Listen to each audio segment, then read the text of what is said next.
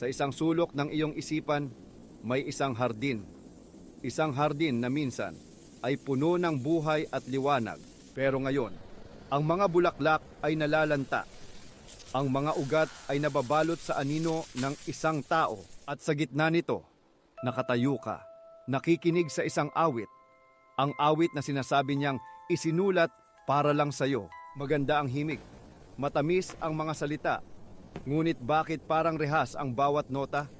Bakit parang kadena ang bawat taludtod? Ito ang arkitektura ng manipulasyon. Itinayo sa pundasyon ng tatlong romantikong kasinungalingan. Mga sumpang binibigkas na parang tula para itali ang iyong kaluluwa. Handa ka na bang makita ang disenyo? Ang mga bitag na nakatago sa likod ng kanyang mga matatamis na salita? Ang unang kasinungalingan. Ikaw lang ang nakakaintindi sa akin. Sa unang dinig, ito ay isang papuri, isang korona. Ginawa kang espesyal, kakaiba, pinili mula sa karamihan. Pakiramdam mo, ikaw ang susi sa kanyang kaluluwa, ang tanging liwanag sa kanyang madilim na mundo. Pero ito ang katotohanan, hindi ka korona, kundi isang pader. Hindi ka susi, kundi isang kandado. Ang linyang ito ay hindi para iangat ka. Ito ay para ihiwalay ka. Para putulin ang iyong ugnayan sa iba. Dahil kung siya lang ang mayroon ka, at ikaw lang ang nakakaintindi sa kanya. Sino pa ang lalapitan mo kapag sinimulan ka na niyang saktan? Binigyan kanya ng isang espesyal na tungkulin. Pero ang totoo, binigyan kanya ng isang selda. Isang magandang selda na may tanawin ng kanyang pekeng admirasyon. Ito ay sikolohiya ng pag-iisa. Ang ikalawang kasinungalingan. Hindi ko kayang mabuhay kung wala ka. Parang isang deklarasyon ng sukdulang pag-ibig. Ang iyong presensya ay kasing halaga ng hangin na kanyang hinihinga. Naramdaman mo ang iyong kahalagahan. Ikaw ang kanyang tagapagligtas. Ang kanyang angkla sa mundong ito. Ngunit pakinggan mo ulit. Hindi iyan deklarasyon. Iyan ay isang sentensya.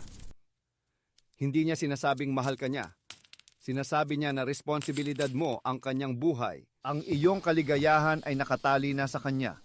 Ang iyong kalayaan ay magiging sanhi ng kanyang pagkasira. Ito ay emotional blackmail sa pinakamataas na antas. Isang hawla na gawa sa guilt. Sa tuwing susubok kang lumayo, sa tuwing hihingi ka ng espasyo, maririnig mo ang kalansing ng mga kadenang ito, ang banta ng kanyang pagbagsak, ng kanyang kalungkutan, ang siyang rehas na pumipigil sa iyong paglaya. Hindi ito pag-ibig. Ito ay pag-hostage ng emosyon. Ang ikatlong kasinungalingan, tayo laban sa mundo. Ang pinakamatamis na lason. Ang naratibo ng pinag-isa laban sa lahat. Ginawa niyang bayani kayo sa isang epikong kayo lang ang nakakabasa. Ang bawat kaibigan na nag-aalala, sila ang kontrabida. Ang bawat pamilya na kumukwestiyon, sila ang mga traidor sa inyong kaharian. Ito ay isang masterstroke ng manipulasyon. Hindi ka na niya kailangang ihiwalay sa kanila. Ikaw na mismo ang gagawa nito. Pinaniwala ka niya na ang pag-ibig ninyo ay isang tanggulan. Ang totoo, ito ay isang mental asylum para sa dalawa. Isang shared delusion o folie à deux, kung saan ang kabaliwan ng isa ay nagiging realidad para sa kasama. Ginawa niyang kaaway ang mundo para siya na lang ang matira mong kakampi. At sa mundong siya lang ang iyong kasama, siya ang gumagawa ng lahat ng batas. Isolasyon, guilt, shared delusion. Ito ang tatlong haligi ng kanyang templo at ikaw ang alay. Pero isang araw, magigising ka. Marahil dahil sa isang salitang mali ang pagkakabigkas o isang pangakong napako. O marahil dahil sa sobrang katahimikan sa loob ng iyong selda, narinig mo na sa wakas ang iyong sariling tinig at sa isang iglap, guguho ang lahat.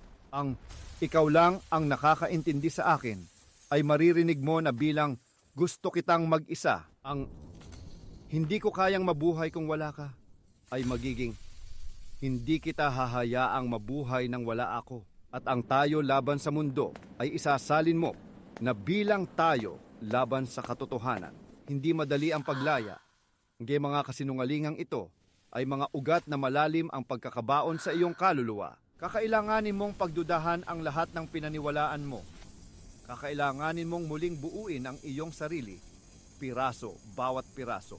Pero ito ang tandaan mo. Ang tunay na pag-ibig ay hindi nagkukulong. Ito ay nagpapalaya.